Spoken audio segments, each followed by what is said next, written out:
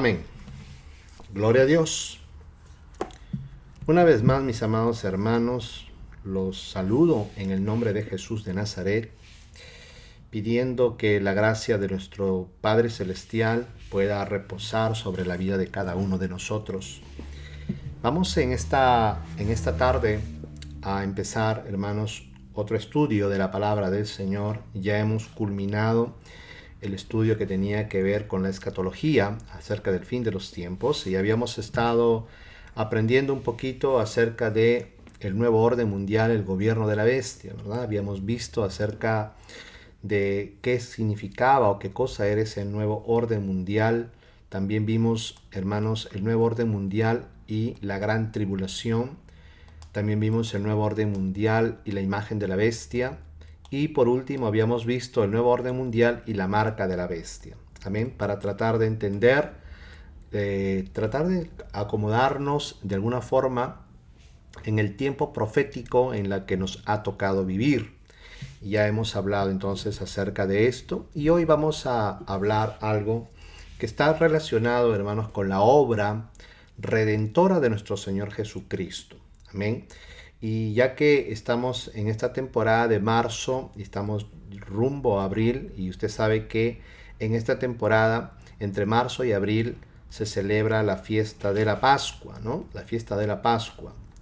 Se celebra, digo, porque el pueblo de Israel, los judíos, todavía lo celebran por cuanto ellos todavía no han reconocido a Jesús o a Yeshua, como ellos lo llaman, como su Mesías. Entonces ellos todavía están viviendo bajo la sombra del antiguo pacto, porque recuerde que el antiguo pacto, todo lo que hay en el antiguo pacto, la ley de Moisés, los 10 mandamientos, las fiestas y todo lo que hay ahí, no solamente en el Éxodo, sino, o sea, me refiero no solamente en Éxodo, Levítico, Número y Deuteronomio, sino que aún en el Génesis, todo eso, hermanos, son sombras y figuras de realidades que habrían de venir en la persona del Mesías, en su persona, en su obra, amén, en la obra que él realizaría, y también en cuanto a su reino, el reino glorioso del Hijo del Dios Todopoderoso.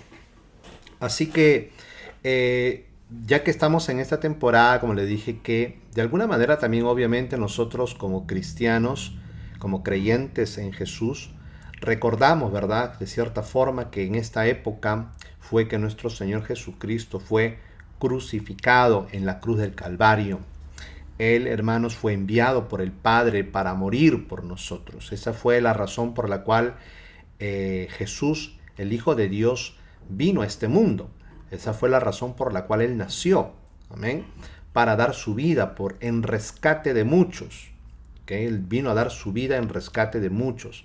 Por eso que el apóstol Pablo decía: palabra fiel y digna de ser recibida por todos es esta, que Cristo Jesús vino al mundo para salvar a los pecadores, de los cuales, decía Pablo, yo soy el primero.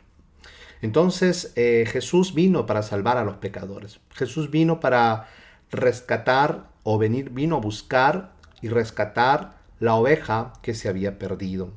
Esto quiere decir la humanidad que estaba sumergida en el pecado, en las tinieblas, en la oscuridad, en la maldad, en la iniquidad. Y Jesús vino para eso, para darnos vida y vida en abundancia. Así que, y no vamos a hablar hoy de la Pascua, porque tal vez en otro momento hablaremos acerca de la Pascua, de esta fiesta, de su simbolismo y todo lo que esto significa. Nosotros como cristianos ya no celebramos la Pascua como tal, porque ese era un recordatorio. Recuerde que la Pascua o las fiestas del Señor, que son 3 que son importantes, las más importantes, pero en total son 7. Las fiestas del Señor que aparecen en la Torá son recordatorios, o sea, son santas convocaciones, ¿okay? Son las llamadas Moadim, son las santas convocaciones, en la cual Dios quería encontrarse con su pueblo para que su pueblo se alegrase. Mire qué interesante, ¿verdad? Dios quería que su pueblo se alegrara juntamente con su Dios. Y por eso les dio festividades, santas convocaciones. Y que estas festividades tenían, hermanos, como objeto o como objetivo, ser recordatorios de ciertos acontecimientos que habían sucedido, hermanos, con el pueblo de Israel, con el pueblo de Dios. Por lo tanto, la fiesta de la Pascua, Pesaj, eso es lo que así se dice en hebreo, Pesaj, ¿ok?, que significa pasar por alto, que significa, ¿no?, saltar, pasar por alto, es el recordatorio de la liberación del pueblo de Israel de la esclavitud y de la opresión de los egipcios, de como el Señor se lo manifiesta, ¿verdad? Vino a redimir a su pueblo, a salvar a su pueblo de la esclavitud, de casa de servidumbre, para llevarlos a la libertad. Vino de rescatarlos de las tinieblas a la luz, porque Israel, el pueblo de Dios, hermanos, recuerda que en Egipto era un pueblo pagano. Recuerde usted que los israelitas llegaron ahí pues por medio de José, ¿verdad? José, el conocido como el soñador. Entonces, después que sus hermanos y luego su padre Jacob pues reconocieron a José y se enteraron de que él estaba vivo y de que, hermanos, era el segundo después de Faraón, ¿verdad?, en aquella gran potencia que era Egipto. Entonces ellos se establecieron en lo que era la tierra de Gosén, dentro del territorio egipcio, en la tierra de Gosén. Ahí se establecieron y ahí se multiplicaron. Pero luego usted recuerda esto, ya se levantó un faraón, un nuevo rey que no había conocido a José y comenzó a oprimir al pueblo de Israel. Y temiendo de que este pueblo que era numeroso se pudiera aliar con sus enemigos y levantarse en una guerra en contra de los egipcios, la estrategia de Faraón fue esclavizarlos. Entonces esclavizaron al pueblo de Israel por 430 años. 430 años, hermanos, 4 siglos, el pueblo de Israel vivió como esclavo en esta gran potencia que era Egipto. Y Egipto era un pueblo pagano, ¿okay?, lleno de idolatría, lleno de paganismo, lleno de ocultismo y de prácticas abominables, obviamente, delante del Señor y adorando a dioses falsos. Recuerden que los egipcios adoraban a todo, a la pulga, a la mosca, a la rana, al saltamonte, al becerro, adoraban, hermanos, al perro, al gato, a la lechuza, etcétera, etcétera. Ellos adoraban a todo, adoraban al Nilo. Y a cuanto ellos veían, ellos adoraban a todo. Entonces no había nada que los egipcios no adoraran. Entonces era un pueblo con una religión politeísta. Esto quiere decir en la creencia y adoración a muchos dioses. Entonces Israel se encontraba en medio de este sistema que era Egipto. Este sistema, hermanos, alejados obviamente de la voluntad de Dios, alejados completamente del Dios único y verdadero, con costumbres paganas, ¿okay?, con ritos paganos, con cultos paganos y con costumbres completamente paganos, alejados completamente de la vida de Dios.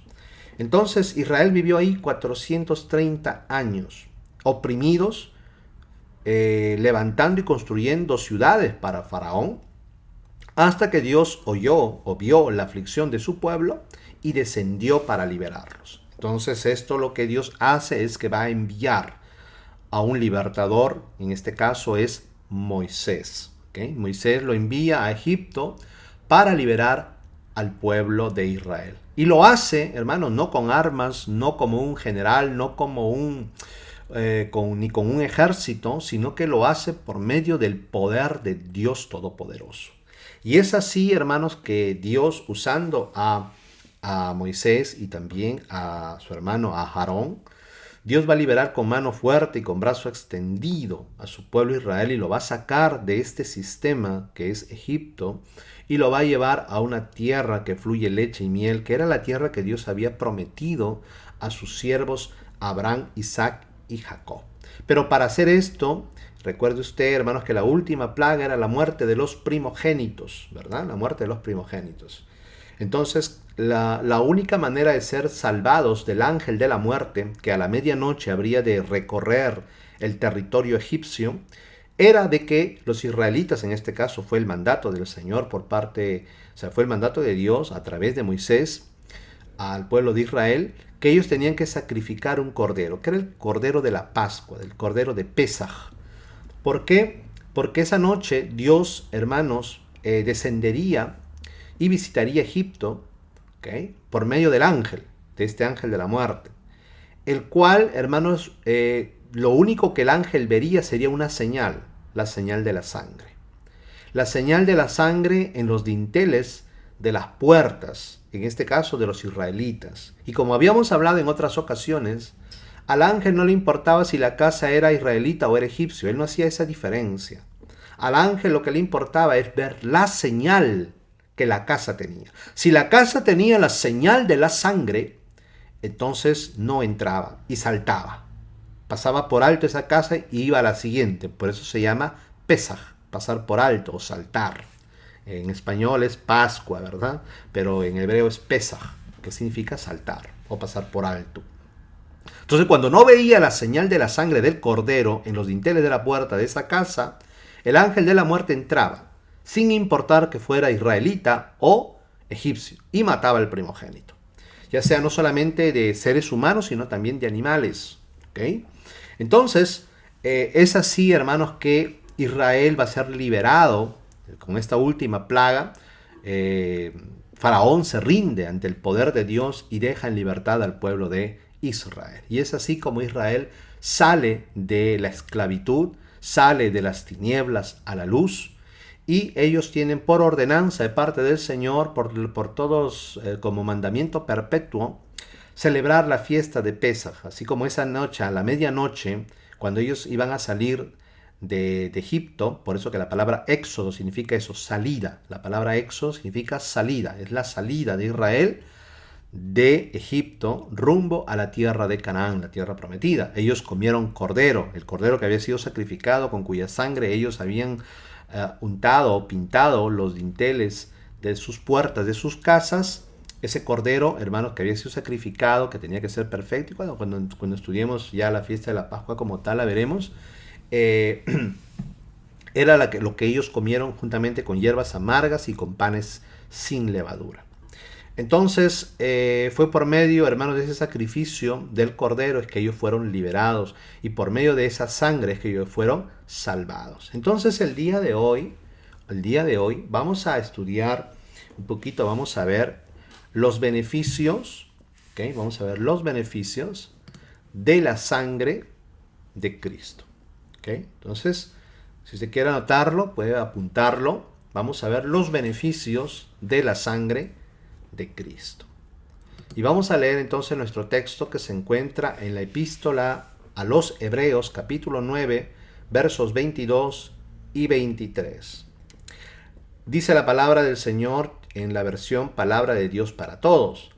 La ley dice, o sea, la Torá dice, que casi todo debe limpiarse con sangre, porque si no se derrama sangre, los pecados no quedan perdonados.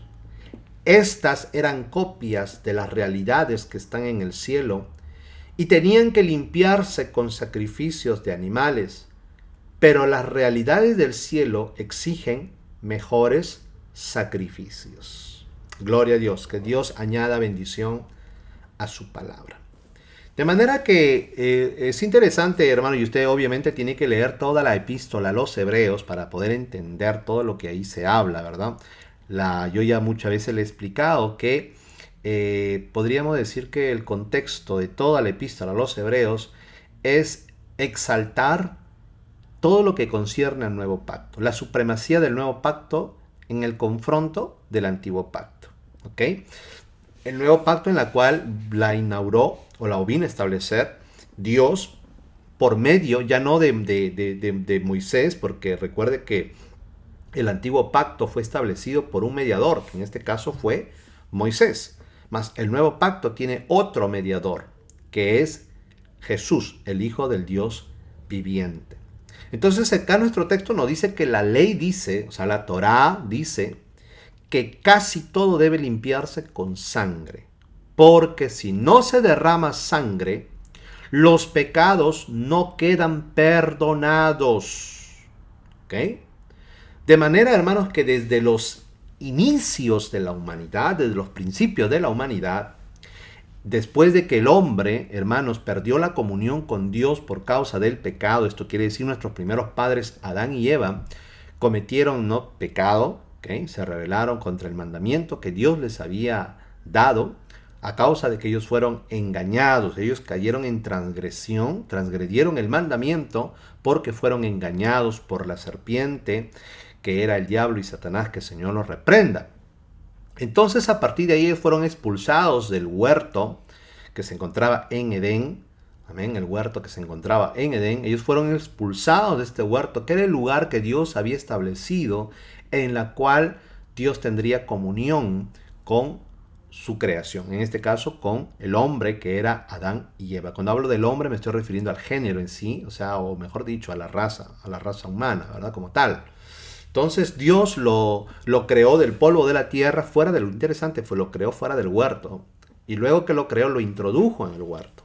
¿Okay? Dios plantó un huerto en Edén y ahí puso al hombre que había creado, dice. Note eso.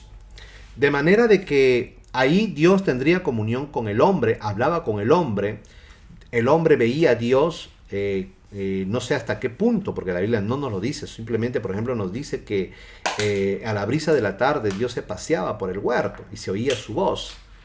Obviamente Dios no es un ser humano, no es un hombre, no tiene pies, no tiene cuerpo para que se pasee, para que usted piense que era alguien que estaba caminando por ahí, ¿verdad? No, es una forma que las escrituras no le dan aspectos antropomórficos a Dios, o sea, esto quiere decir aspectos humanos, como si tuviera rostro, como si tuviera cabeza, como si tuviera boca, orejas, manos, pies, para que nosotros podamos entender a Dios. Mas Dios no tiene cuerpo físico porque Él es espíritu.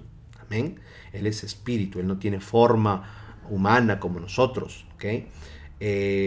Entonces, por eso le decía yo, no sé de qué manera, yo pienso que la presencia de Dios, la gloria de Dios descendía al huerto para tener comunión con el hombre.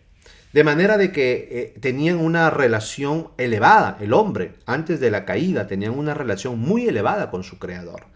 De tal manera que podían sentir la presencia de Dios, oír su voz dentro del huerto, y ellos no se avergonzaban ni tenían miedo, a pesar de que estaban desnudos, ¿okay? Porque estaban en un estado de inocencia. Mas sin embargo, cuando ellos van a transgredir el mandamiento de no comer del fruto, ¿verdad? Del árbol del conocimiento del bien y del mal, ellos van a transgredir a causa del engaño que la serpiente produjo en Eva, y ella dio después a su marido, de manera que sus ojos fueron abiertos y lo primero que se dieron cuenta era que estaban desnudos. Así que ellos se escondieron luego de la presencia del Señor. Amén. El Señor los llama y después se establece ahí un juicio, o sea, que se establece un juicio tanto para el hombre, para la mujer y para la serpiente. Luego el hombre es expulsado del jardín, es expulsado del huerto para habitar en la tierra, Amén. Entonces dice que Dios después puso querubines que resguardaran el camino al jardín. ¿Okay? De manera que el hombre no pudiera entrar y alargar su mano en la condición que se encontraba, de una condición ya caída, degradada, y de que de esta manera pudiera comer del fruto del árbol de la vida y pudiera vivir para siempre en esa condición. ¿Okay? Entonces el hombre fue expulsado, y a partir de ahí, hermanos, el hombre habría de tener relación con su creador, pero la única manera de poder acercarse a su creador, de poder tener comunión con Dios, era por medio de los sacrificios. Es ahí donde se establece el modo en que los seres humanos podrían acercarse a su creador y tener comunión con su creador a través del sacrificio de animales inocentes. Recuerde usted que el primero en hacer sacrificio fue Dios mismo. Amén. Fue Dios mismo el primero en realizar un sacrificio. Y fue cuando, recuerden que Adán y Eva estaban desnudos en el huerto.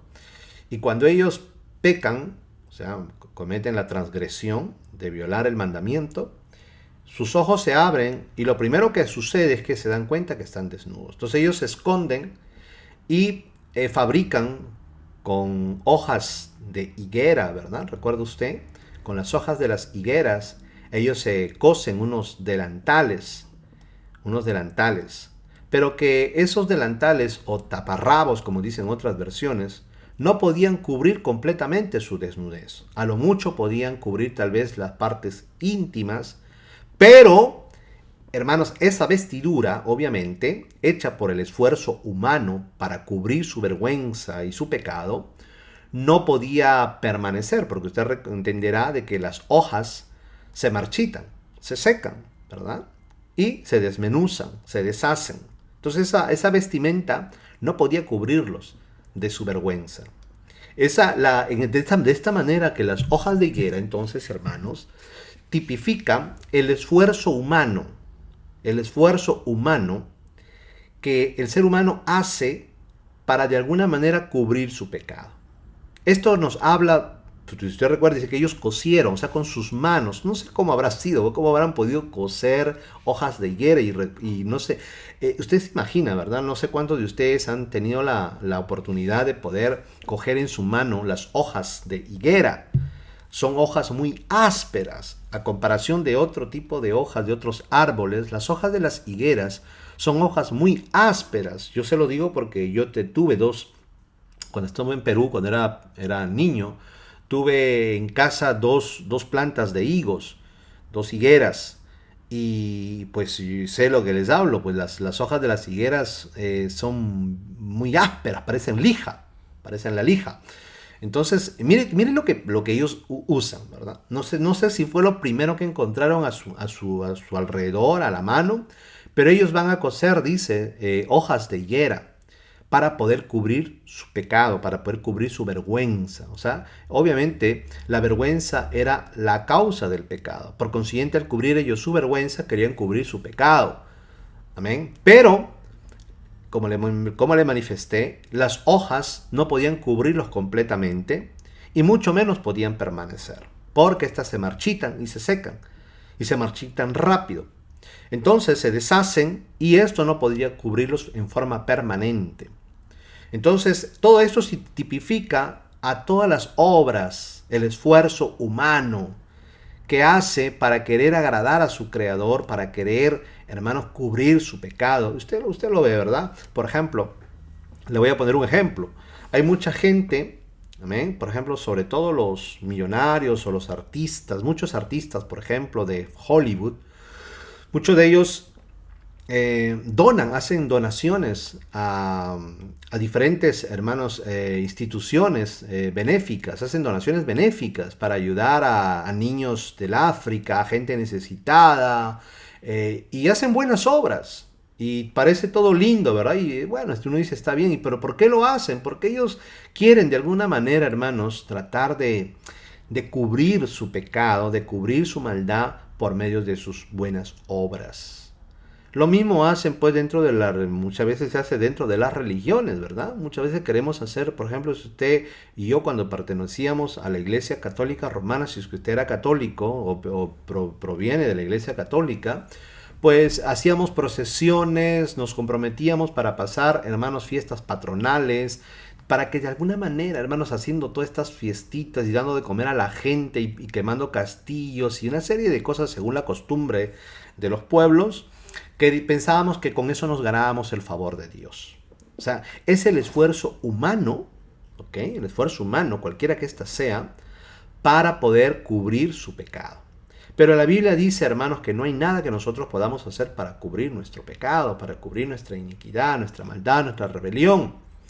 De manera de que Dios, hermanos, viendo la ineficacia del esfuerzo humano para cubrir su pecado, tuvo que realizar el primer sacrificio para beneficio de la humanidad o del hombre en este caso.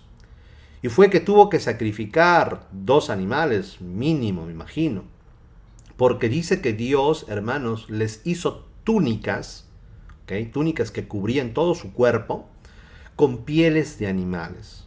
Y esto obviamente para que Dios pudiera hacer túnicas con pieles de animales, que muy posiblemente eran pieles de cordero, tuvo Dios que sacrificar un animal inocente dentro del huerto para cubrir el pecado, la vergüenza del hombre. Entonces ahí vemos, hermanos, el sacrificio de un ser inocente que ocupó, vamos a decirlo así, que ocupó un animal inocente, ocupó el lugar del hombre pecador. ¿Para qué? Para que éste pueda vivir. Ahí se produjo el primer derramamiento de sangre, ¿ok? En beneficio del hombre. Entonces aquí vemos, hermanos, y obviamente ese sacrificio estaba tipificando al sacrificio y a la sangre del Mesías, del Hijo de Dios, el Cordero de Dios que quita el pecado del mundo. Entonces nosotros, por eso aquí vemos lo que dice, la ley dice que casi todo debe limpiarse con sangre, porque si no se derrama sangre, los pecados no quedan perdonados. Entonces fue así, hermanos, que se realiza el primer sacrificio, y es por eso de que cuando usted lee el libro de Apocalipsis, dice que en el libro del Cordero, el cual fue inmolado desde el principio de la creación del mundo, dice. O sea, dice que el Cordero fue inmolado desde el principio de la creación del mundo.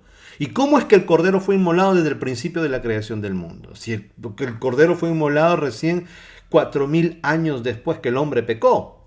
Porque el libro de Apocalipsis nos dice, y también Pedro me parece, que el Cordero de Dios, hablando del Mesías, fue inmolado desde el principio de la creación del mundo. Y obviamente eso está haciendo referencia a la figura, amén, a la figura que sucedió aquí, que lo que les acabo de mencionar en el libro de Bereshit, en el libro de Génesis, donde es Dios, amén, es Dios que va a sacrificar un cordero o dos corderos, no lo sé, pero va a sacrificar animales inocentes para poder cubrir la desnudez y la vergüenza del hombre pecador. Y obviamente ahí se produjo el primer derramamiento de sangre. Pero ¿por qué la ley dice que casi todo debe limpiarse con sangre? ¿Por qué la sangre? Y aquí está quizá una pregunta que alguien podría hacer, ¿verdad? ¿Por qué la sangre, pastor? ¿Qué tiene la sangre? Es que la Biblia nos dice, hermanos, que en la sangre está la vida. Amén, está la vida. Mientras que la ley nos dice que la paga o el salario del pecado, o sea, de la transgresión del pecado, es la muerte. ¿Ok? La consecuencia de pecar, de quebrantar las leyes del Eterno, es la muerte. Entonces, para que el pecador que está condenado a la muerte pueda vivir, alguien tiene que donarle su sangre. O sea, ¿por qué? Porque en la sangre está ¿qué cosa? La vida. Y hablando en términos modernos y en términos médicos, ¿ok? Nosotros podemos comprender esto. Cuando hay una persona, por ejemplo, que ha perdido mucha sangre, necesita una transfusión y se pide donadores, ¿verdad? Entonces usted, de repente, si usted tiene sangre compatible o usted puede ayudar a alguien, usted va a un familiar, un amigo, tal vez muchos de ustedes han sido donadores de sangre, han donado su sangre, pero ¿con qué objetivo? De poder salvar la vida a su amigo, a su pariente, a su familiar, a quien usted quiera, ¿verdad? ¿Por qué? Porque en la sangre está la vida. Porque la sangre, ahora mire, entendamos un poquito, vamos a explicar algunas cositas. ¿Qué quiere decir que en la sangre está la vida? ¿Por qué en la sangre está la vida? Porque la sangre es el conductor de ¿qué? ¿Qué cosa es lo que lleva la sangre al cuerpo? Oxígeno. El corazón bombea la sangre va a los pulmones, y ahí en los pulmones, los glóbulos rojos, lo que recogen es ¿qué cosa? Oxígeno. Y ese oxígeno va a recorrer todo el cuerpo y todos los órganos del cuerpo. De manera que, como la sangre es la que lleva el oxígeno, es así como, hermanos, de esta forma, el cuerpo humano tiene vida. Tiene vida. ¿Por qué? Porque transporta oxígeno. Amén, transporta oxígeno. Por eso que el cuerpo tiene vida, los órganos tienen vida, porque la sangre, cuando ellos reciben sangre y toda parte del cuerpo, los músculos y todo lo donde las venas transportan la sangre, lo que nuestro cuerpo y nuestros órganos están recibiendo es oxígeno. Y podríamos decir en hebreo, esa palabra se diría ruach, aliento de, por eso que el Señor sopló aliento de vida en el rostro de Adán, en su nariz. Y Adán se convirtió en un alma viviente. Amén. Por eso que cuando alguien lo quiere, lo asfixian, le tapan la nariz, hermano, o le ponen la almohada en la cara, ¿verdad? Lo quieren asesinar y le ponen, usted ya no puede respirar, de la manera que sus pulmones no reciben oxígeno por un cierto tiempo, usted aguanta, ¿verdad? Y entonces la sangre que está llegando, que el corazón está bombeando al corazón, ¿amén? Está bombeando al corazón, el corazón está bombeando la sangre, perdón, a los pulmones, la sangre va a los pulmones y al no recibir oxígeno, entonces el cuerpo no recibe vida, porque lo que le da vida es el oxígeno. Entonces al no poder usted respirar, la sangre deja de transportar oxígeno al cuerpo, al cerebro, y usted se muere. ¿Se dan cuenta? Entonces, por eso es que es importante, hermanos, la sangre, porque en la sangre está la vida. En la sangre, por eso está ese soplo que el Eterno insufló. La vida, el ruach, la neshama. Entonces, mire, esto es importante que nosotros entendamos. Entonces, en la sangre está la vida. De manera que para darle vida al pecador, tenía que hacerse, por decirlo así, en forma figurativa, una transfusión de sangre. El pecador estaba condenado por, diríamos así, ¿verdad? Por la enfermedad. Estaba enfermo, condenado a la muerte por el pecado, ¿verdad? Que es un virus, podríamos llamar. Por eso que muchas veces cuando yo le he hablado hace mucho tiempo, cuando empezó este asunto de la pandemia, le comenté, hermanos, la enseñanza que Dios nos quiere dar con este virus. Porque este virus nos deja mucha enseñanza de cómo actúa. Si usted recuerda, una de las cosas que ataca a este virus, hermanos, el del COVID-19, es justamente se va a los pulmones. Ataca a los pulmones. Obstruye, hermanos, ¿de qué? De que la sangre pueda oxigenar el cuerpo. Por eso que se producen justamente, la gente fallece lamentablemente por paros respiratorios. ¿Por qué? Porque la sangre deja de llevar oxígeno. Porque la sangre comienza a coagularse y suceden ahí una serie de cosas, hermanos, donde el cuerpo, los órganos dejan de recibir oxígeno. Por eso que los tienen que entubar justamente. Para poder llevarles oxígeno. Y mientras hay oxígeno, hay vida. Entonces, ese es el problema justamente del COVID. El COVID ataca esa parte porque lo que hace es impedir que el oxígeno llegue a todo tu cuerpo. Y así tengas vida. Y es por eso que el COVID te mata. Te produce una infección y a producto de todo eso se produce una infección pulmonar, ataca los pulmones y al atacar los pulmones dejan de enviar oxígeno o de oxigenar la sangre, porque lo que hace es eso, oxigena la sangre, de manera que la sangre ya no tiene oxígeno para irrigar el cuerpo entero. Y es así que las personas que mueren por COVID-19 mueren, hermanos, por un paro respiratorio. Por eso que les falta el oxígeno, ¿verdad? Usted los ve, hay dificultad para respirar. Entonces mueren por paros respiratorios. Entonces, por eso, y eso justamente yo una vez le hablé, ¿verdad? La similitud que tiene el virus del COVID-19 con el pecado. El pecado es así, el pecado, hermano, lo que va a hacer es que la vida de Dios no fluya dentro de ti, ¿ok? Va a obstruir, de manera que la vida, que es el Espíritu de Dios, fluya dentro de ti. Y de esta manera te mata. Porque no tienes la vida que viene de parte de Dios. ¿Ok? La vida Zoe, esa es la vida que viene de parte de Dios.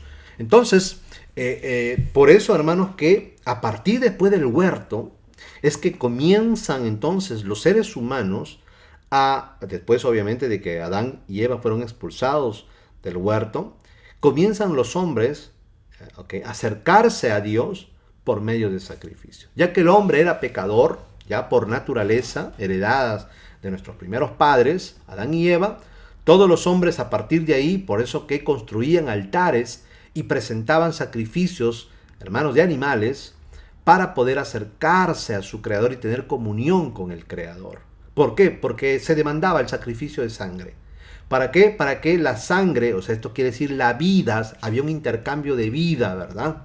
La vida de un inocente, ¿ok? La vida de un animal inocente, esa sangre, de alguna manera, pudiera darle vida al hombre pecador. Imagínense, hágase usted una idea, ¿verdad? Era como que el pecador recibía una transfusión de sangre cada vez para que pudiera vivir. Yo no sé cómo se llama esta enfermedad, leucemia me parece, en verdad, que es este cáncer que ataca a la sangre, donde las personas que la sufren tienen que estar haciéndose transfusiones continuas, periódicamente, de sangre, ¿verdad? Entonces, de esta misma manera, hermanos, es lo que sucede con el pecado.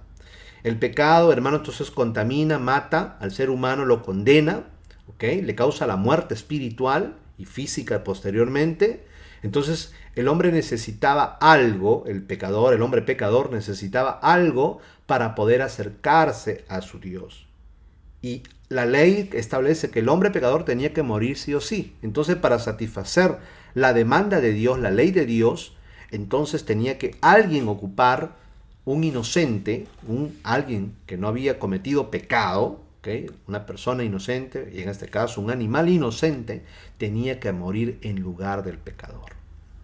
Y esto es figura, obviamente, del Mesías, ¿no? Y esto es lo que lo vamos a ver más adelante. Entonces, nos dice sí, porque sin sangre, ¿verdad? Casi todo, porque si no se derrama sangre, los pecados no quedan perdonados. ¿Okay? Tiene que haber derramamiento de sangre. O sea, esto quiere decir que el animalito inocente llevaba la culpa del pecador. Y así el pecador podía seguir viviendo. Ahora, el verso 23 nos dice lo siguiente. Estas eran copias de las realidades que están en el cielo y tenían que limpiarse con sacrificio de animales, pero las realidades del cielo exigen mejores sacrificios. De manera que a partir del huerto, los hijos de Adán y Eva, hermanos, comenzaron a acercarse a Dios por medio de altares con sacrificios de animales. Por medio de la sangre ellos podían acercarse a Dios, adorar a Dios y tener comunión con Dios. Dios los podía recibir por medio de estos sacrificios.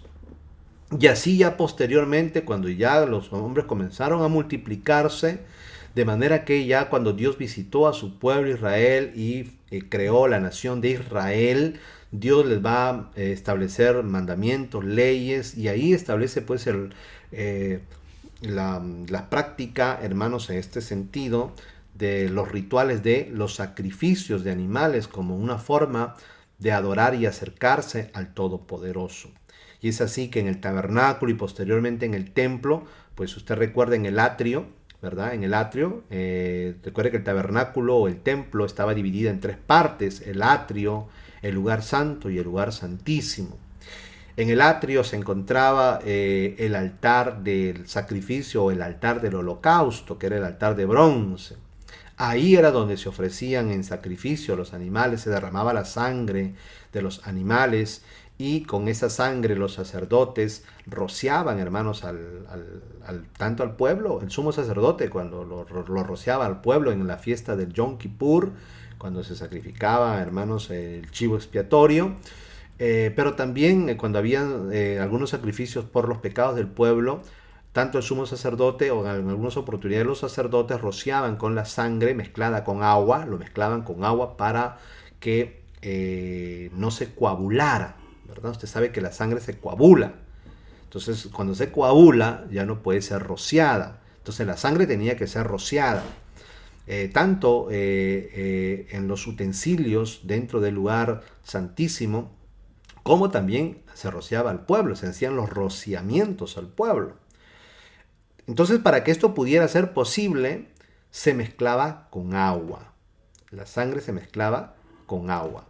De ahí usted va a entender, y que muchos se matan pensando por qué y no entienden, por qué cuando Cristo Jesús, que es el Cordero de Dios, que va a ser sacrificado por los pecados del mundo, cuando muere, cuando es crucificado y muere, usted recuerda esa escena que el centurión romano, usted recuerda que hubo un gran terremoto, ¿verdad? Y hubo oscuridad, entonces mandaron a que mataran rápidamente a todos los que habían sido condenados, a los 3 que estaban crucificados. Entonces la forma de matarlos rápidamente era que con un mazo les rompían las piernas. Entonces al romperse las piernas, que era lo que soportaba el peso del cuerpo y que lo sostenía, hermano, y que les permitía a ellos de alguna manera todavía respirar y mantenerse con vida, porque las crucifixiones eran muertes, hermanos, de una agonía lenta. Era muy terrible esa muerte. Entonces cuando les rompían las piernas, es así que el cuerpo quedaba colgando y los crucificados morían con un paro cardíaco al no poder respirar. Entonces, dice que la escritura nos cuenta, los evangelios nos cuentan que le rompieron la pierna al primero, luego después le rompieron la pierna al otro, y cuando miraron al Señor lo vieron como que ya había muerto, porque el Señor ya había muerto, había entregado el Espíritu. Entonces el centurión romano, para corroborar de que nuestro Señor estaba muerto, tomó una lanza y lo hirió en su costado, ¿verdad? Le abrió el costado con la lanza.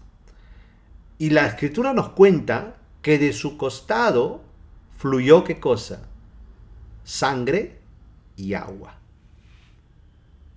¿verdad? Y eso es lo que nos narra también primera de Juan, cuando dice que Cristo Jesús vino bajo sangre y agua. ¿Por qué sangre y agua? Muchos no entienden por qué salió sangre y agua. No tenía por qué haber salido sangre y agua, pero salió sangre mezclada con agua. Un chorro. Algo increíble. ¿Pero por qué? Porque, hermanos, Él era el sacrificio por los pecados.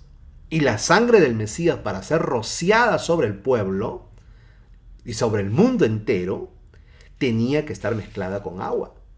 Para que sus discípulos y también nosotros entendiéramos que la muerte del Señor no fue una muerte de tipo natural, en el sentido de como cualquier otra muerte, ¿verdad? Cualquier otra persona que muere, hermano, usted le abre y no sale sangre mezclada con agua, sino sale sangre nada más, ¿verdad? Pero cuando le abrieron el costado al Señor, salió sangre mezclada con agua, porque es así como el sumo sacerdote mezclaba la sangre de los animales que se sacrificaban, la mezclaban con agua y con hisopo, que era una rama, ¿verdad? Una rama, y en la punta tenía una lana de oveja.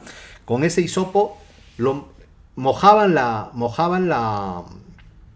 el hisopo con la sangre y hacían los rociamientos, las aspersiones para el perdón de los pecados. Y eso es lo que Pedro nos dice. ¿Okay? Eso, para ser rociados, dice, con la sangre del Hijo de Dios. Entonces esto es, hermano, que nosotros podamos por eso poder comprender. Cuando primera de Juan, me acuerdo que creo que lo leyó nuestra hermana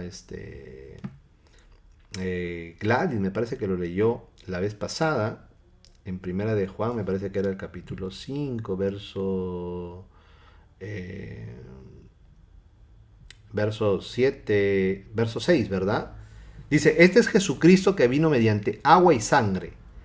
No mediante agua solamente, sino mediante agua y sangre. Y el Espíritu es el que da testimonio, porque el Espíritu es la verdad. ¿Okay? Luego viene, porque 3 son los que dan testimonio en el cielo, el Padre, el Verbo y el Espíritu Santo, y estos 3 son unos.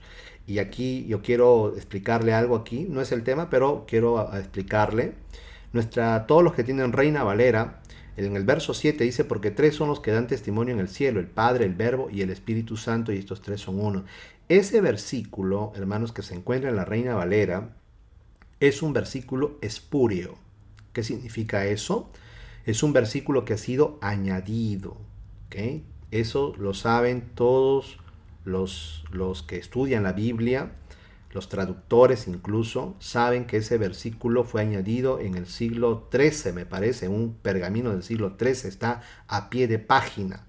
Esto quiere decir que ese versículo que está en el verso 7, que dice, porque 3 son los que dan testimonio en el cielo, el Padre, el Verbo y el Espíritu Santo, y estos 3 son unos, ese versículo no lo escribió Juan. No existe, hermanos, ese versículo en los pergaminos originales. Eso fue añadido por un tal vez un sacerdote de la Iglesia Católica Romana en el siglo, me parece, si no mal no recuerdo, en el siglo XIII o XIV, por ahí en uno de esos rollos, de esos siglos. Juan realmente es, donde termina el versículo es así. El verso 6 dice: este es Jesucristo que vino mediante agua y sangre. No mediante agua solamente, sino mediante agua y sangre. Y el Espíritu es el que da testimonio, porque el Espíritu es la verdad. Luego dice inmediatamente: y tres son los que dan testimonio en la tierra: el Espíritu, el agua y la sangre. Y estos tres concuerdan. ¿Ok? Entonces, esto es lo que realmente dice el texto. Incluso usted lo puede corroborar en versiones ya corregidas de la misma Reina Valera. La Reina Valera actualizada ha corregido ese error. Ese es un error, ¿ok? Es un error. Y todas las otras versiones que usted pueda revisar, incluso hasta católicas, corrigen ese error. Porque ese es un error. Sobre todo que la tiene la Reina Valera de 60, ¿ok? Pero es un error añadido. La Reina Valera textual corrige eso y a pie de página explica de que ese versículo no existe en los manuscritos originales, sino que es un texto añadido posteriormente en el siglo XIII o XIV de nuestra era. Así que aquí nos dice claramente que Cristo vino mediante agua y sangre. ¿Por qué? Haciendo referencia también, obviamente, no solamente quizás a su bautismo y a su sacrificio, sino también a lo que emanó de su costado. ¿Ok? Emanó de su costado cuando el centurión con la lanza abrió el costado del Señor, fluyó sangre y agua. ¿Por qué? Porque esa era la mezcla que se usaba para poder realizar los rociamientos para el perdón de los pecados, ¿ok? Los sacrificios. Entonces, hermanos, mire qué interesante es eso, verlo, que esto se hacía pues en el atrio, ¿ok? En el atrio. En el atrio se hacía, hermanos, el sacrificio de los animales, ¿ok? Se presentaba, luego la sangre se presentaba, se llevaba el sumo sacerdote en la fiesta del Yom Kippur o fiesta de la expiación, ¿ok? Es una vez al año que se hacía expiación por el pecado tanto del sumo sacerdote como las del pueblo entero. El sumo sacerdote entraba con la sangre del sacrificio hasta el lugar santísimo y ahí rociaba la sangre en el propiciatorio. El propiciatorio.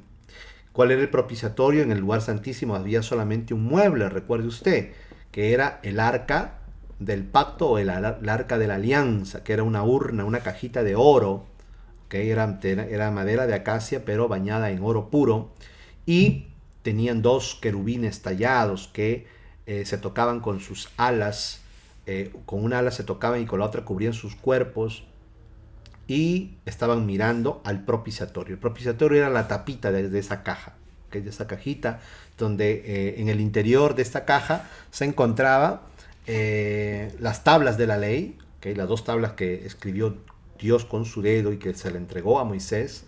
Estaba también una vasija con el maná que cayó en el desierto y la vara de Aarón que reverdeció. Entonces eso se encontraba dentro del arca del pacto. Y encima estaba la tapa con los querubines que estaban mirando ahí esa tapa que es el propiciatorio o el asiento de la misericordia también se llama. Y es ahí en el propiciatorio o en el asiento de la misericordia donde el sumo sacerdote una vez al año en la fiesta del Yom Kippur ofrecía o esparcía o derramaba o rociaba la sangre, hermanos, para el perdón de los pecados. Amén. Entonces es así como la sangre, hermanos, comienza a utilizarse como un medio para poder alcanzar el perdón de los pecados, la reconciliación con Dios y la relación con Dios. Ahora, pero la Biblia nos dice en el verso 23 que esas cosas que se realizaban en el tabernáculo y después posteriormente en el templo en Jerusalén, dice, eran copias. Eran copias. Todo lo que había, por eso le decía yo, todo lo que está en el Antiguo Testamento solamente eran figuras o copias de algo, sombras de algo, nada más, de realidades eternas que vendrían más adelante.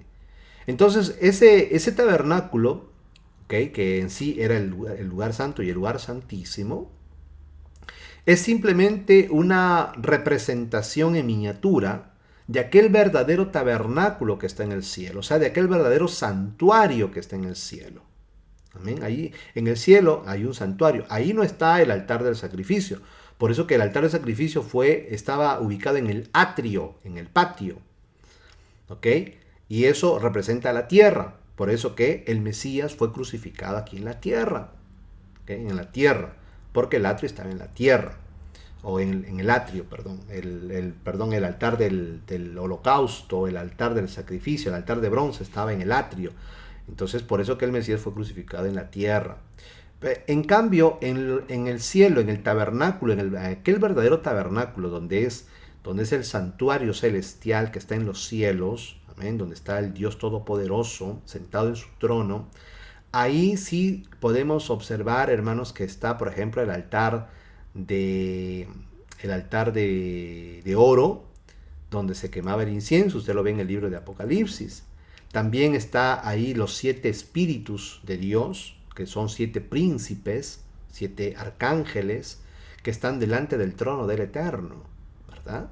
Y usted lo ve ahí, ellos están representados por la menorá o el candelabro, ¿verdad? Que tiene 7, bueno, se dice 7 brazos, pero en realidad son un candelabro con 6 brazos, 3 a la derecha, 3 a la izquierda. Entonces ahí lo ve usted. Entonces todo estaba representado, hermanos, de las realidades eternas estaba representado en el templo o en el tabernáculo. De manera que todo lo que se hacía en el tabernáculo en la tierra, en el templo o en el tabernáculo en el desierto de Moisés, eran solamente copias de las realidades que estaban en el cielo. Pero las realidades exigían mejores sacrificios. ¿Ok? La sombra se hacía por medio de animalitos, por medio de la sangre de animalitos. ¿Ok? Se hacía en un tabernáculo hecho por pieles y posteriormente edificado en Jerusalén, lo que construyó Salomón, ¿verdad?, con los planos que David le dio. Pero la realidad que está en el cielo, las realidades eternas en el verdadero santuario, tenía que limpiarse no tenía que limpiarse con sacrificios de animales, sino que exigían mejores sacrificios. Y es por eso es que cuando usted lee incluso en la epístola a los Hebreos, también nuevamente usted puede ver que Jesús dice: sacrificio y ofrenda por el pecado no te agradaron. No te agradaron. Entonces me preparaste cuerpo. Y es ahí donde el Señor, hermanos,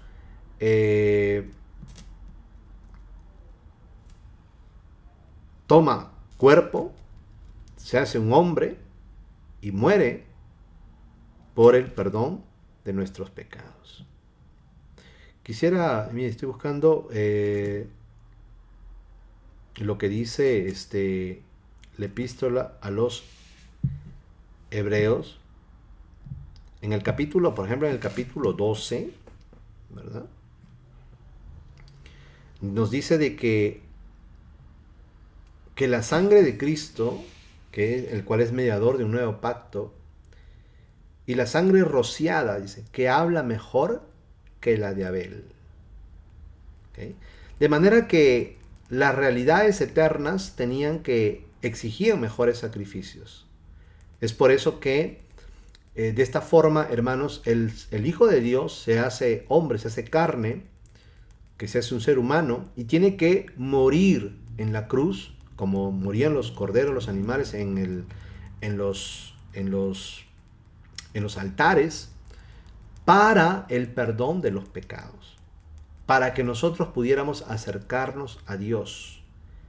Y obviamente la sangre del Mesías es superior a la sangre de los animales, y el sacrificio del Mesías es superior, obviamente, al sacrificio de animales. Y Jesús ya no se presenta en el templo hechos por manos humanas aquí en la tierra, en Jerusalén, sino que Jesús se va a presentar con su propia sangre en aquel verdadero santuario celestial.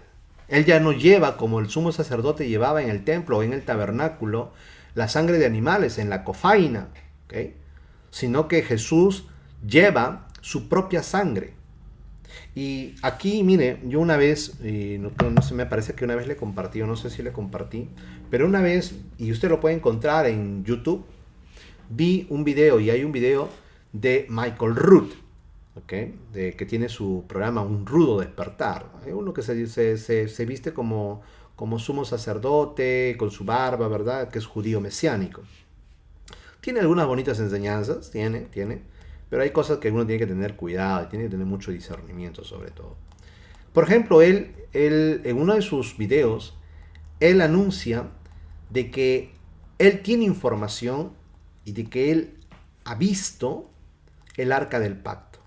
Recuerde que el arca del pacto desapareció durante la invasión babilónica. O sea que cuando el rey Nabucodonosor con su ejército babilónico invadieron Jerusalén y destruyeron el templo, el arca del pacto nunca fue encontrado. Algunos dicen de que fue Jeremías, como tenía, obviamente él era el profeta, que había recibido la revelación de Dios de que los babilónicos destruirían Jerusalén y destruirían el templo. Él, juntamente con algunos sacerdotes, dice que escondieron el arca del pacto. No lo sabemos, o sea, me parece que hay algunos textos que dicen que él lo escondió. Lo escondió en algunas cuevas, algunos dicen que lo escondió en el monte Moriah, etcétera, etcétera.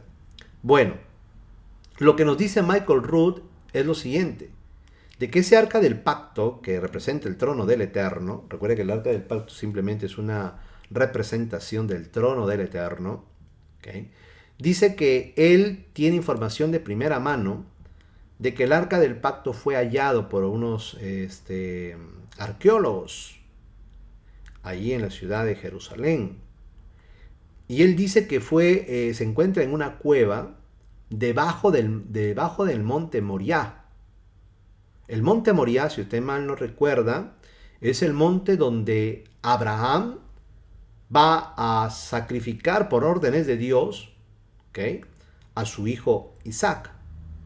Y fue justamente también en el monte Moriah, ¿okay?, era una cadena de montes por ahí, no sé, dentro del monte Moriah es donde está también lo que nosotros conocemos como el Gólgota o el monte de la calavera. ¿Okay? Recuerde que todo es figura, así que Abraham está como figura del padre sacrificando su propio hijo Isaac, a su unigénito, al que tanto ama. Por eso que la Escritura nos dice, porque de tal manera amó Dios al mundo, que ha dado su hijo unigénito. Eso es lo que Dios le dice a Abraham: quiero que me sacrifiques a Isaac, tu unigénito, a quien tú tanto amas. Dámelo como sacrificio.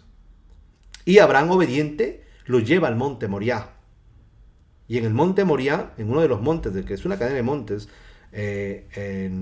ahí es donde él va a preparar todo y lo va a ofrecer como sacrificio, hasta que el Señor, el ángel de Jehová, le habla y le dice: no extiendas tu mano contra el muchacho, porque sé que temes a Dios. ¿Okay? Entonces impide de que Isaac sea sacrificada, y en forma figurativa, como nos relata también la epístola a los Hebreos, Abraham recibió a Isaac como si hubiese resucitado de entre los muertos, en forma figurativa. ¿Okay? Eso nos dice la epístola a los Hebreos. Posteriormente, hermanos, ese monte Moriah es donde se conoce ya en el nuevo pacto como el monte de la calavera, ¿okay?, o el Gólgota. Se encontraba en esta cadena de montes de las montañas de Moriah. Entonces nos dice Michael Rood algo interesante, de que el arca del pacto, de la cual se piensa que fue el profeta Jeremías con algunos sacerdotes, con algunos Coanín, que escondieron el arca del pacto en una caverna, dice que lo habían escondido debajo del monte Moriah. Exactamente nos dice Michael Rood de que el arca fue encontrado en unas excavaciones por unos arqueólogos debajo, o mejor dicho, en una cueva, pero que está debajo del monte de la calavera, ¿okay?, del monte de la calavera, del monte del Gólgota, en una cueva subterránea. Ahí dice que se encuentra el arca del pacto.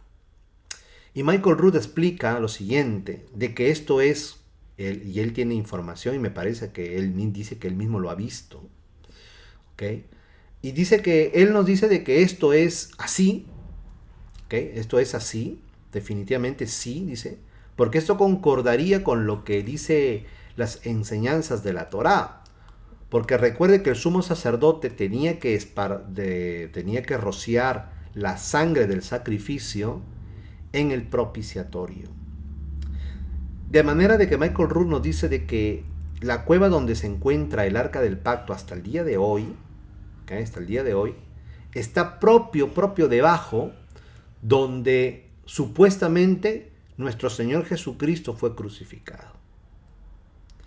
Dice él que de esta manera es que la sangre que fluyó del costado del Mesías cuando fue abierto por el centurión con la lanza, cayó a tierra y a través de cavidades rocosas, mire lo que le estoy hablando de lo que él dice en su video, penetró las profundidades de la tierra hasta llegar a esa caverna donde estaba el arca del pacto, y la sangre del Mesías cayó encima del propiciatorio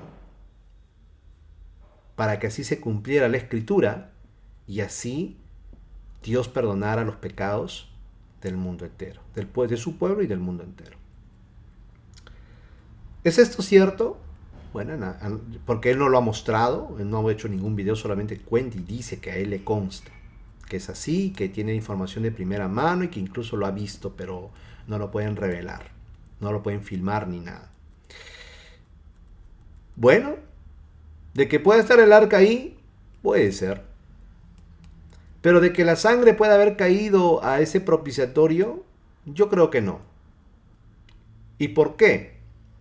Porque la sangre que Jesús va a ofrecer es su propia sangre, y Él no la va a presentar, hermanos, en aquello que era la representación de las realidades del cielo. O sea, el Mesías no iba a presentar su sangre en el templo en Jerusalén, ni rociarlo en el arca de la alianza que estaba en el templo de Jerusalén. Bueno, en aquel tiempo ya no había arca de la alianza, porque recuerde, como le dije, desde la época de la cautividad babilónica, el arca de la alianza nunca más se encontró y no se sabe, y nunca más se volvió a poner ningún arca en el lugar santísimo.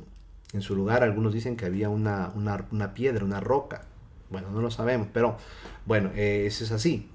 De manera de que, ¿por qué? Porque Jesús, siendo no bajo el sacerdocio levítico arónico, él no pertenece a ese sacerdocio, cuyo linaje ministran en la sombra, que es el santuario terrenal, o sea, el templo que estaba en Jerusalén y antes el tabernáculo en el desierto. Jesús es sumo sacerdote según el orden de Melquisedec. Y él va a ofrecer su sangre no en el templo de Jerusalén, sino en el verdadero santuario, del cual el templo de Jerusalén es figura. Él lo va a presentar en el santuario celestial.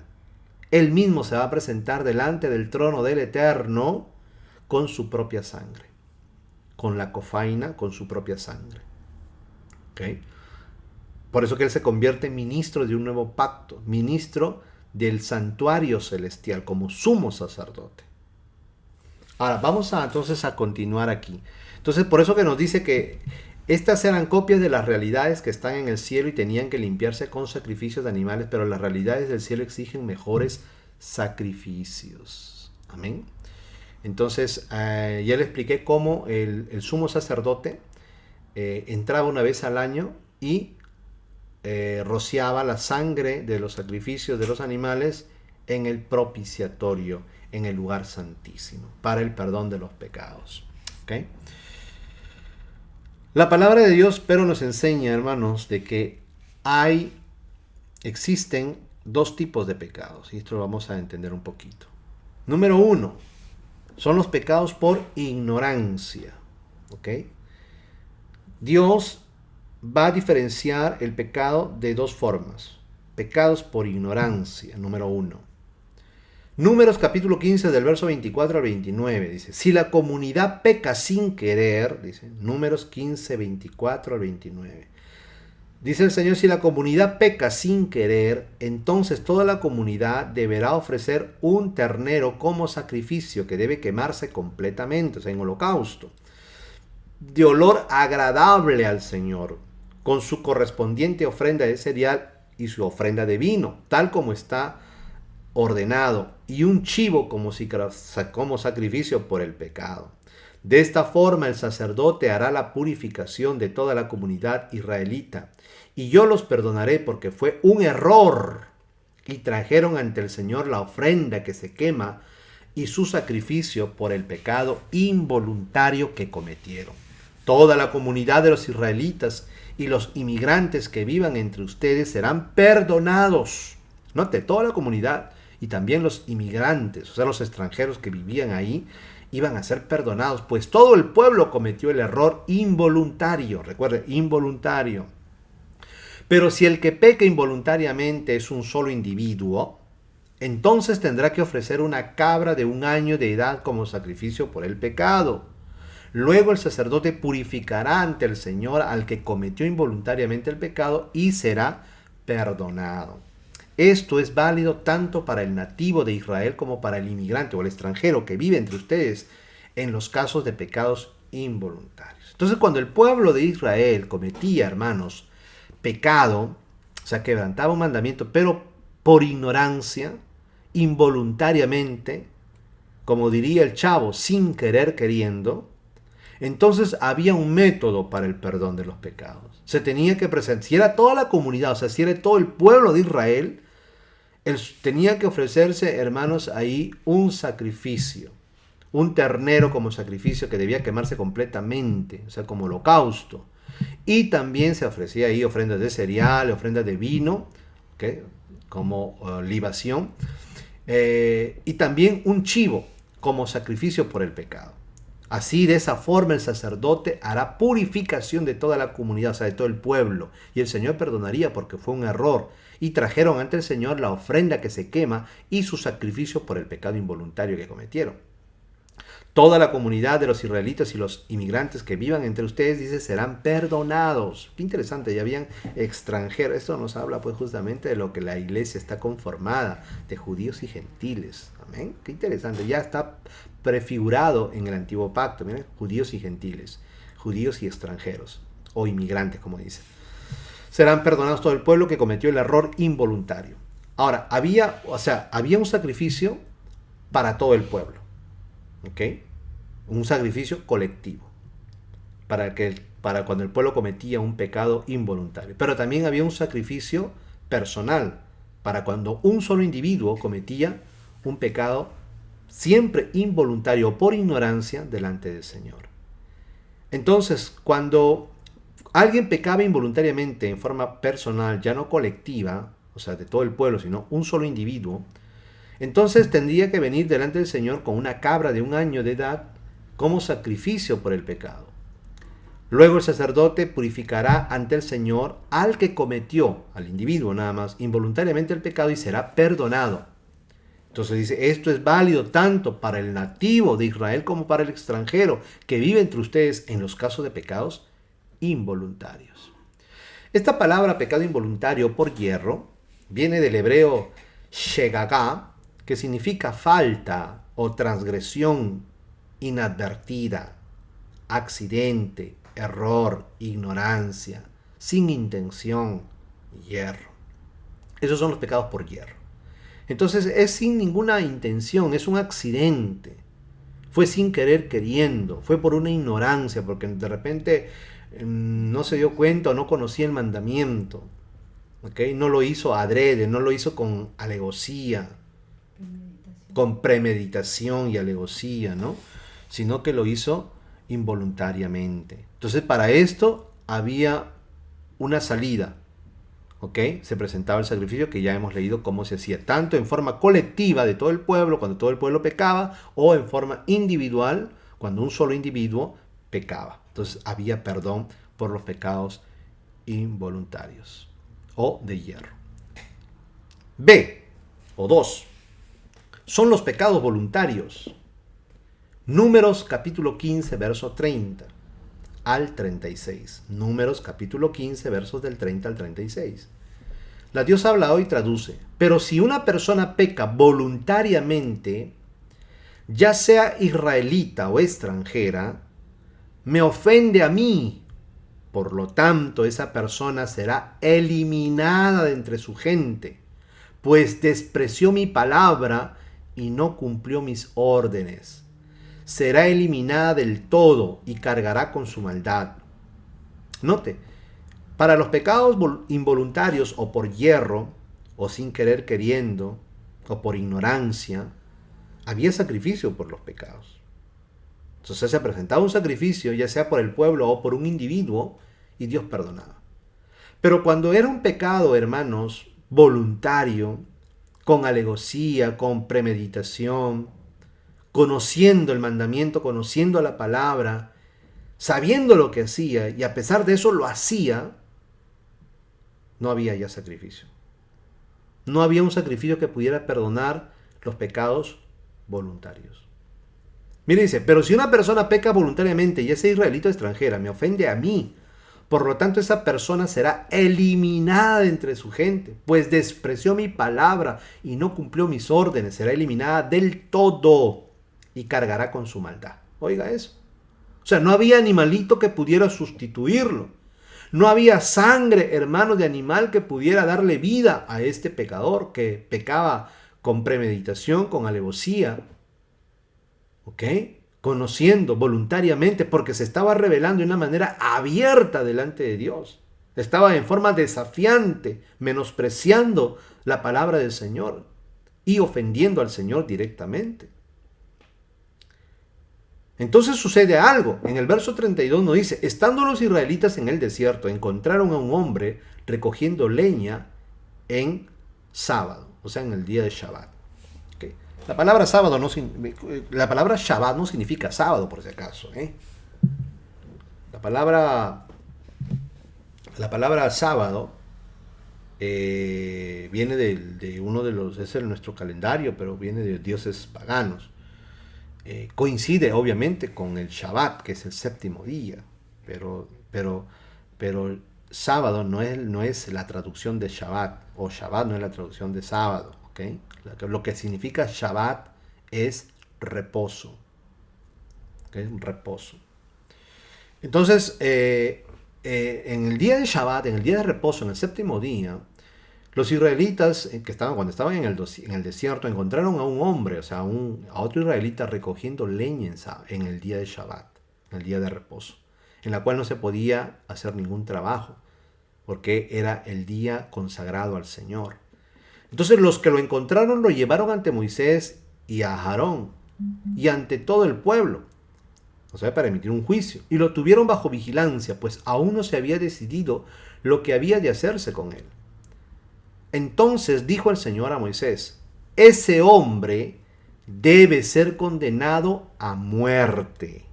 Que todos los israelitas lo apedreen fuera del campamento.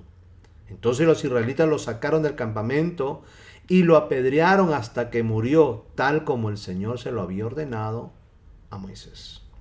Dios había dado la orden, ya había ordenado al pueblo, hermanos, acerca de sus mandamientos y acerca de la observancia del Shabbat. De manera de que este israelita que se fue a recoger leña en el día de Shabbat, en el día de reposo, fue un pecado voluntario, rebelándose, insultando prácticamente al Señor. ¿Okay? No lo hizo por ignorancia, no lo hizo por desconocimiento, no lo hizo porque sin querer queriendo. Él sabía que no debía hacer eso, que tenía que guardar el día de reposo, pues era un día santo para el Señor, un día dedicado al Señor, y que en ese día no se debía hacer ninguna obra, mas sin embargo Él lo hace. Entonces está en plena rebelión delante del Señor, y ese pecado no se le perdona. Entonces los pecados voluntarios no tenían perdón. No había sacrificio por los pecados que se cometían abiertamente, en forma con conocimiento, con alevosía, con premeditación. No había, hermanos, salvación para ese individuo. Y esto fue lo que sucedió ¿Qué pasó con este hombre? Primero lo llevaron ante un juicio, esperaron, pues no sabían qué es lo que tenía que hacer y hasta que el Señor dio la resolución, dio el veredicto y dijo que aquel hombre tenía que sacarlo fuera del campamento y tenían que apedrearlo hasta que muriera. Y así fue como ellos lo hicieron. Amén. Entonces los pecados se dividen en dos.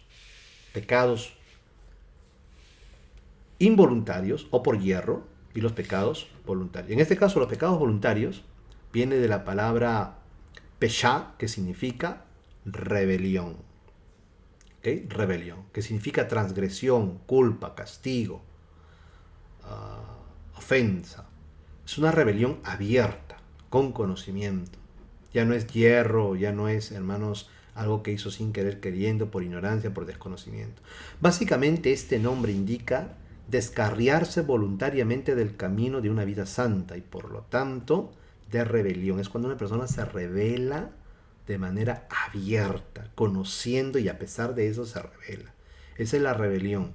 Entonces ese pecado, rebelión, que se traduce como pesha, pecado de pesha, rebelión, no hay sacrificios por ese pecado. Y eso lo podemos ver en Amós capítulo 2, verso 4. ¿No? Si usted quiere lo podemos leer rápidamente. Amós capítulo 2, verso 4. Dice, así ha dicho Jehová, por 3 pecados de Judá y por el cuarto, no revocaré su castigo, porque menospreciaron la ley de Jehová, no guardaron sus ordenanzas y le hicieron errar sus mentiras, en pos de los cuales anduvieron sus padres. Prenderé por tanto fuego en Judá, el cual consumirá los palacios de Jerusalén. Entonces ese pecado de Judá y también de Israel fueron pecados, hermanos, de rebelión, de pesha. La Nueva Versión Internacional en el Éxodo capítulo 23, verso 20, Éxodo 23, verso 20 al 21 dice, date cuenta, Israel, que yo envío mi ángel delante de ti para que te proteja en el camino y te lleve al lugar que te he preparado. Préstale atención y obedécelo. No te rebeles contra él porque va en representación mía y no perdonará tu rebelión. ¿Ok? Tu rebelión. Pesha. Entonces, pero vamos a ver, hermanos, la próxima semana cómo Dios va a proveer un sacrificio que la ley de Moisés no podía, o mejor dicho, los sacrificios que se establecen en la ley de Moisés, en la Torá, no podían perdonar. ¿Okay? Entonces Dios proveería un sacrificio que perdonaría todos los pecados voluntarios e involuntarios. Amén. Ya que ese sacrificio de los animales no podían, hermanos, salvar a aquel que pecaba en forma voluntaria. No había sacrificio por el pecado. Tenía que morir irremisiblemente. Esa era la condena. Moría irremisiblemente. Entonces no había solución, no había oportunidad, no había salvación para aquel que pecaba en forma voluntaria. Pero Dios va a proveer. En su infinito amor y en su infinita misericordia, va a proveer un sacrificio y una sangre que perdonaría todos los pecados voluntarios e involuntarios. Y esto lo vamos a ver en el siguiente estudio.